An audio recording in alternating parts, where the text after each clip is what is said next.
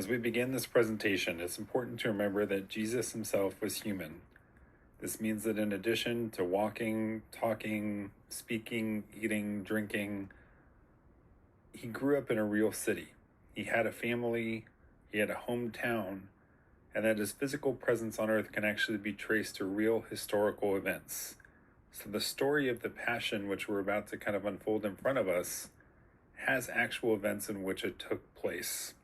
These are real places that you can go and visit, and the goal behind all of this is to help you enter into the story of the Passion in a new way that you have never experienced before.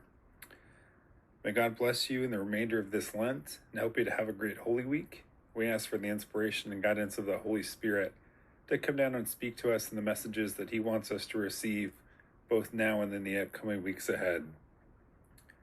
And now to begin, I'd like to introduce a video which is going to help kind of set the tone and remind us about some of these key events that take place within the Passion story so that we can then begin to dive into them more fully.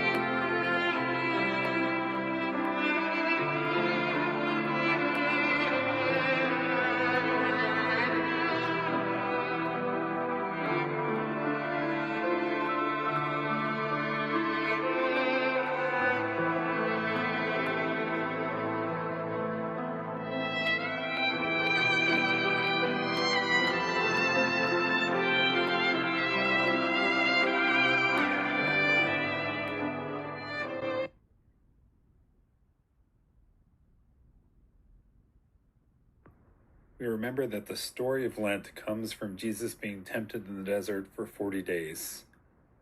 The pictures in front of you kind of represent and show some of the places in which this temptations took place. Remember, the first temptation from Satan is that you're hungry, to turn these stoves into loaves of bread. As you can see, the landscape there is very dry, barren. You can certainly understand why Jesus would be hungry, and it certainly is hot while we're over there. The second temptation was to throw yourself off the parapet of the temple to test God, for he says that his angels will lift you up lest you dash your foot against the stone. So in a few slides later, we'll show you where the parapet of the temple is, and that will kind of give you some more understanding on that temptation.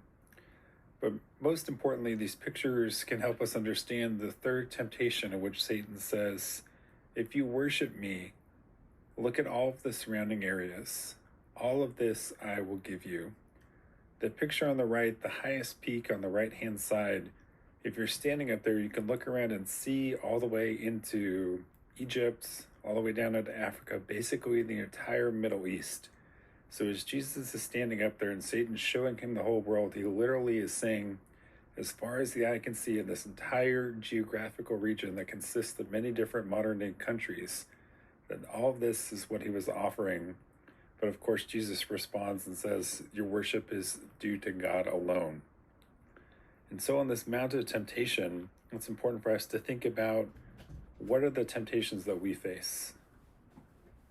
How did Jesus handle the suffering, and what is it that we can learn from him about this context of responding and being faithful to God? But also, how does this kind of foreshadow all of the things to come and the ways in which these temptations will really be lived out?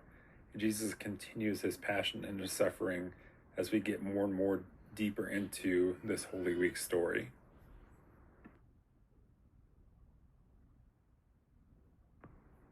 The journey of Lent continues and culminates as it peaks with Holy Week, beginning on Palm Sunday, where Jesus was triumphantly greeted as he entered Jerusalem, as the people waved palms and sang Hosanna to the highest. In a few short days, the tides would have certainly taken a drastic turn, as Jesus was then crucified up on a tree, and these same people who were cheering him at his entrance and treating him like a king were then calling for his crucifixion. However, there are a couple main important parts that happen in between those two events that are worth noting. The first is that Jesus and his disciples were in Jerusalem and preparing to gather and celebrate the Passover. As they gathered in this upper room known as the cenacle, that's where they were going to take place in this Jewish celebrational meal. In this room, there are many important things that happen to us, and we celebrate them on Holy Thursday. In this room, Jesus washed the feet of his disciples. Remember Peter who's saying, you can't do this to me, Lord. And then when Jesus persists, he says, okay, wash everything about me. It's this idea of forgiveness, it's this idea of recognizing our need to be clean as we're approaching the Lord, but also this great humility that Jesus, who was God himself, this master teacher, would stoop and humble himself so much to wash the feet, something typically reserved for slaves. It's not something that any person would really want to do or have that job. And Jesus says, what I have done for you, you must also do, giving his instructions to continue this service and humility and kindness toward everyone else. Also in this room, he made a couple bold predictions or foretelling of things that would happen, including the fact that Peter would deny Jesus 3 times, even that Peter's adamant refusal and saying, even if I have to die with you, Lord, I will never deny you. He also acknowledged that Judas would betray him. But probably the most important thing that takes place in this cenacle, in this upper room, is the celebration of the first Mass at the Last Supper, where Jesus institutes the Eucharist and says, this is my body, which will be broken and given up for you. This is my blood. Drink this of the new covenant. I will not drink again until I drink it in the kingdom of heaven, which he does finally, and the next time he drinks is on the cross. And so this first Mass in this kind of special upper room, we see lots of different celebrations and kind of its integrity that it gives. But what's striking about the room itself is it's very simple. There's no elaborate decorations, nothing that really kind of stands out, not even a table to celebrate the meal, which would have been done on the floor. So as we're looking around and kind of reminding ourselves of all of these wonderful events and the amazing things that takes place, that it's again kind of this humility that leads to greatness, and this example set by Jesus of complete fidelity and not looking for the grand or the extravagant, but rather something that can help show the love and meeting somebody where they are in their own faith journey.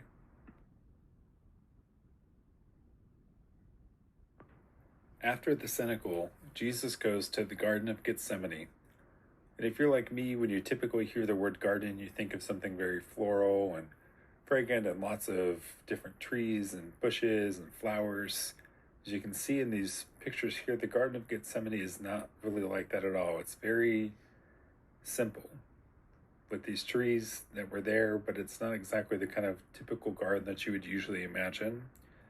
And Jesus took Peter, James, and John with him as he continued to pray. And when he would go back and ask them about things or why aren't they praying or kind of increase their fervency of their prayer, he continued to find them sleeping, showing that they could not understand the gravity of the situation or what was about to come, despite his best efforts to continue to remind them of all of the things that needed to take place, the way in which that he was going to die, that he was going to rise, that his disciples just were not on the same page with him and understanding what it was that was being asked of the Messiah. And their expectations were so diametrically different than what Jesus did until the coming of the Holy Spirit, where they were kind of given the full picture and the full rationale of what he had to go through, why he had to do this, and the love that he showed in doing so.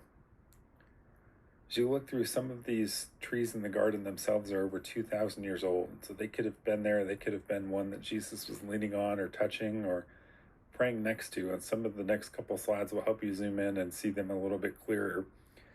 The final slide that we're going to see, the picture in the bottom, is the Church of the Agony. Scripture will say that he withdrew about a stone's throw away from the garden. And that's when he had his agony, his famous kind of prayer. And we're going to walk into that church here in a second, but I just want you to get a view from it from the outside before we jump in and see what it looks like and how the representation helps us understand the story from the inside of the church.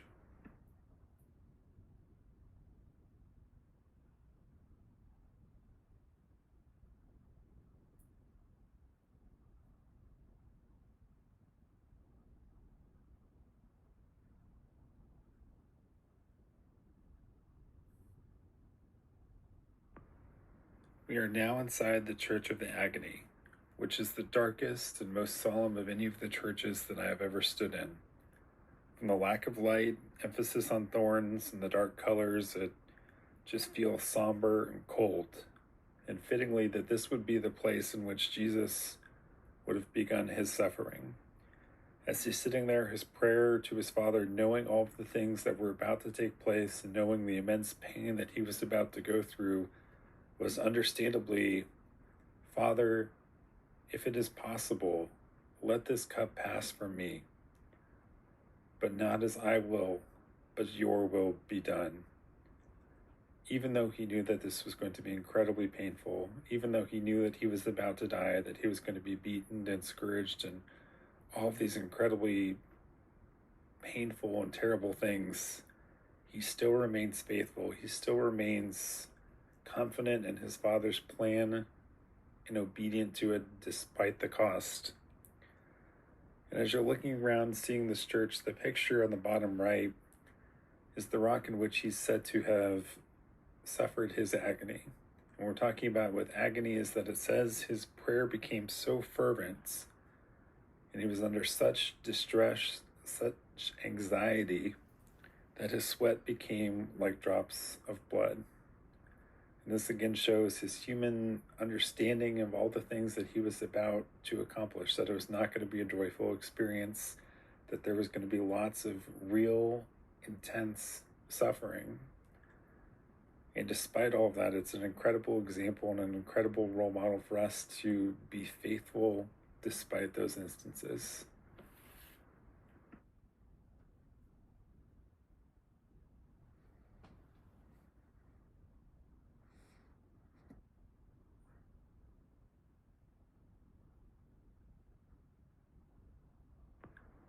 That Holy Thursday evening, the Jewish high priest guards and soldiers come to arrest Jesus. They came at night, at the time arranged by Judas and his betrayal, so that they could find Jesus alone, away from the crowds and not cause a very dramatic and big scene. The picture that you're seeing in front of you can kind of help give you a perspective of where all these events and things take place. The Garden of Gethsemane is basically where you are standing. You can kind of see it at the bottom of the picture, but you're looking at the garden into Jerusalem. That's the perspective that we're looking at. And so you can see that in between Jerusalem and the Garden of Gethsemane is the Kidron Valley, which is about a mile, maybe a mile and a half long. So Jesus and his disciples, the cenacle took place inside Jerusalem. They celebrated their meal there, walked over to the garden, and then the soldiers came and made this walk, arrested Jesus, and then took him that mile, mile and a half back into Jerusalem, into the courthouse of the high priest.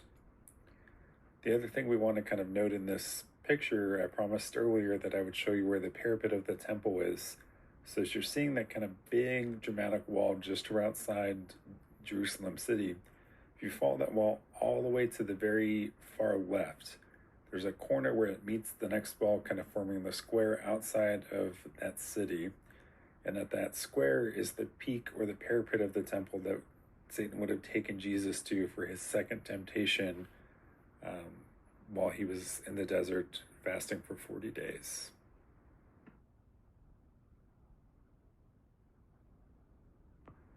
The next part of the Passion story is, I think, one of the most eye-opening and also least understood aspects of what Jesus went through. We just heard that Jesus was arrested at night to avoid being caught in the middle of a huge crowd, to avoid a big scene. Jesus was not taken to Pilate until Friday. So the question is, what happens in between? What happens that Thursday night leading into Friday morning when he's brought before Pilate? These pictures that you're seeing in front of us can kind of help understand the Jewish authorities had their own court, their own judicial system, so they were able to put Jesus on trial. And this trial is taking place, it was kind of a phony trial full of contradictory, inconclusive testimony, but it ultimately ends with Jesus being sentenced with blasphemy. In addition to being able to have their own judicial system, the Jewish authorities were also given permission to acquit somebody and impose punishments. They were prohibited by the Roman authorities from execution, but they could certainly afflict somebody with their own punishments according to their own laws. And so since Jesus had already been sentenced and assumed guilty by these authorities, he was subject to their punishment. The punishment that he first received on there would have been a type of scourging. So you can kind of see in the picture on the left, those two ropes that are there. You can imagine Jesus' hands being tied up with his back open towards you and being beaten by one of the Jewish soldiers as a form of scourging and whipping and punishment. And this was absolutely allowed by their law and also given permission to do so by the Roman authorities.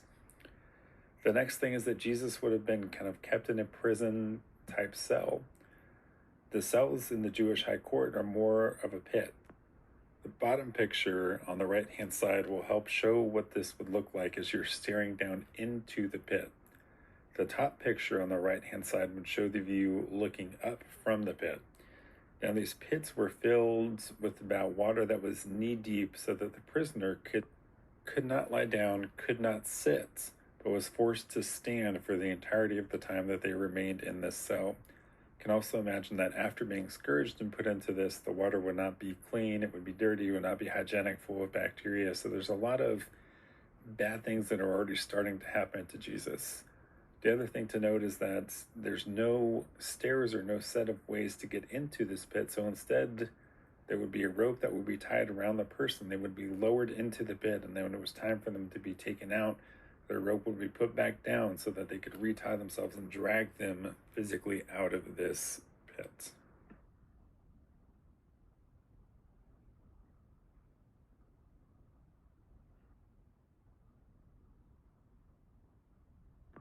Jesus' trial took place inside the high priest's court, known as the Sanhedrin.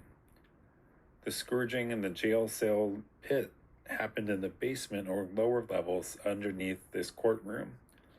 All of these are inside of the building on the left-hand side picture, which is known as the Church of Peter's Denial.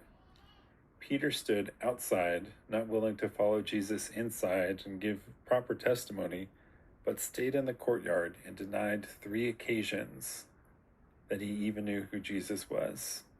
3 different people approached him. He gave a different response to each, but ultimately we're all saying the same thing, that I never knew him.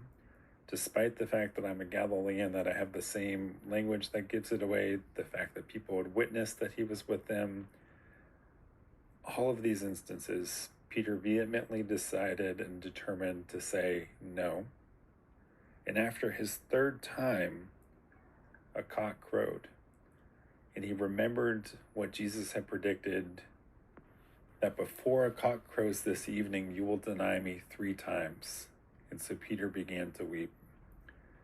The church itself embodies this scene mainly in the courtyard, which we'll be able to see a little bit closer in the next slide, but you can also notice the bird on top of the cross in the church.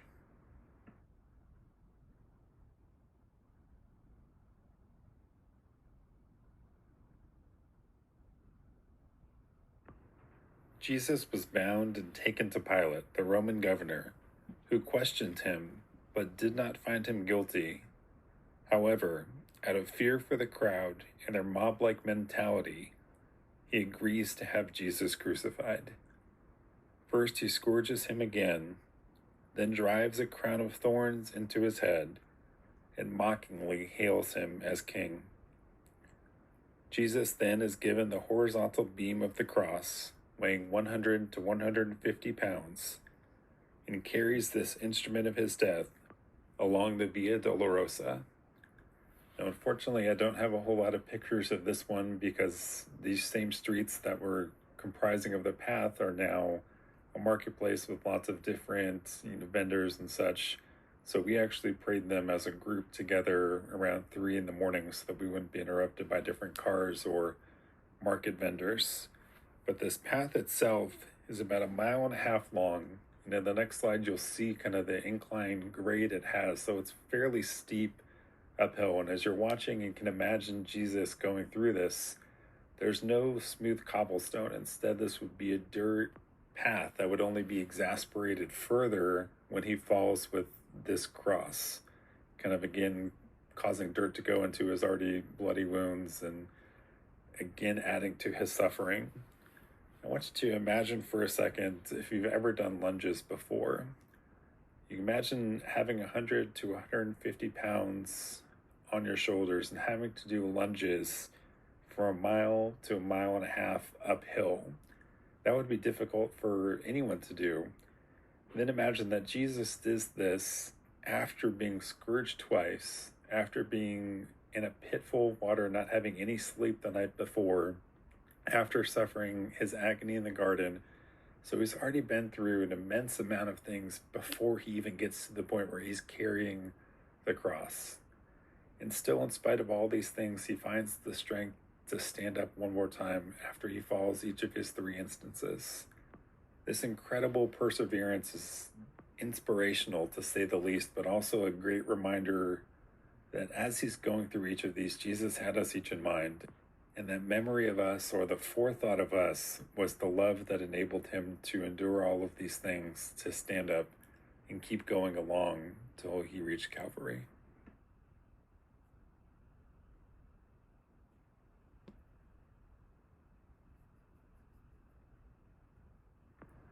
The Via Dolorosa culminates at Calvary or Golgotha. This is the place where the horizontal beam that Jesus had been carrying would have been connected to the vertical beam already in the ground, and so that he could have been crucified. Today, this hill or small mount can be found inside the Church of the Holy Sepulchre. As you enter the church, you immediately proceed up a set of stairs on the right to find the scene before you. Under the altar is a gold circle with a hole in the middle. The faithful reach through the hole and touch the rock below. This is the place in the rock which held the cross of Christ. and where the blood shed for our salvation once flowed. Here we see Jesus willing to give up his life as he says, "Into your hands I commend my spirit." Let us pause for a moment and offer our own prayer of gratitude and expression to Jesus for this moment.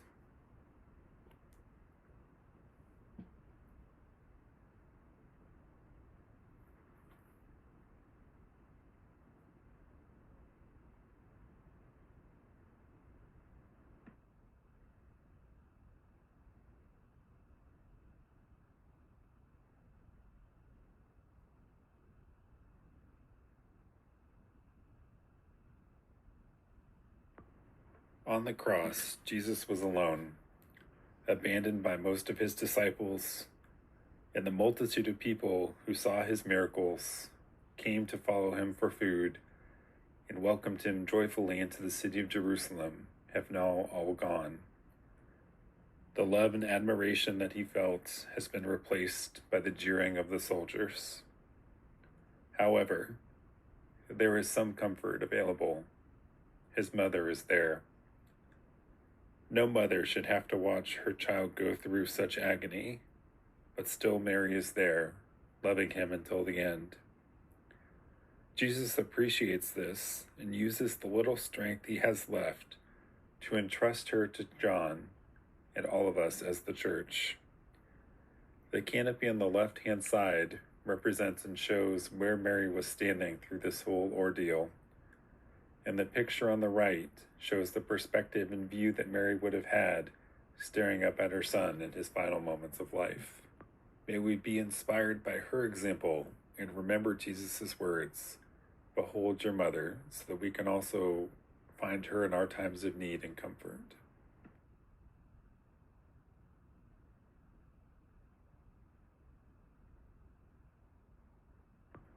When Jesus had breathed his last, Pilate gave permission to Joseph of Arimathea to prepare the body for burial. The slab used for this preparation is also in the Church of the Holy Sepulchre. The Franciscan priests anoint the slab every morning with the same perfume that anointed Jesus' body. This fragrant scent is incredibly beautiful, but also hallowing, as it's a reminder of what Jesus went through. This slab is also a common place of veneration and a reminder of the realness of Jesus and that he actually died.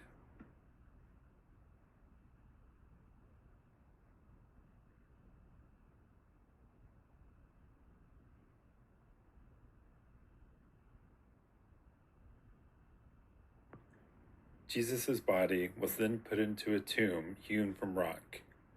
A giant stone was rolled in front of the entrance, and it was guarded by Roman soldiers. In this moment, it looked as though death was victorious, and all hope of Jesus as the Messiah was gone. The pictures in front of you help represent and show you what the modern-day tomb looks like. The picture on the left is an aerial view, and the picture on the right shows that there are 2 levels into the tomb. The picture also is of the first door. As we go to our next slide, to be able to see the second door and what the actual very inner center of the tomb looks like.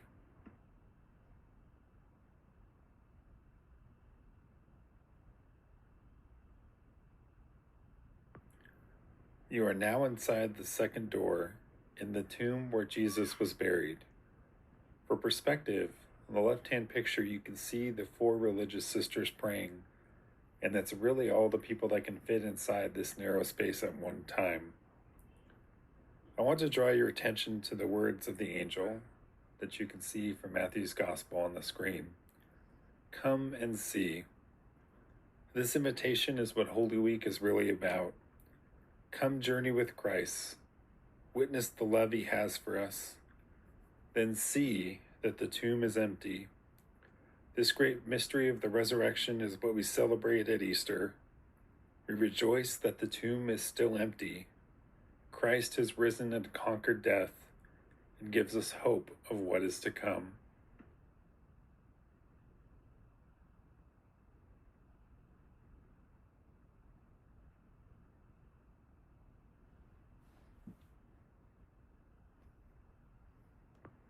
I hope that you enjoyed this presentation and that it was beneficial to you in some way. May these pictures and words help you to enter into the beautiful mystery of Holy Week in a new, profound, and positive way. Be assured of my prayers for you always, and I hope that you have a wonderful experience of Holy Week and are ready to celebrate joyfully the good news of salvation at Easter. God bless.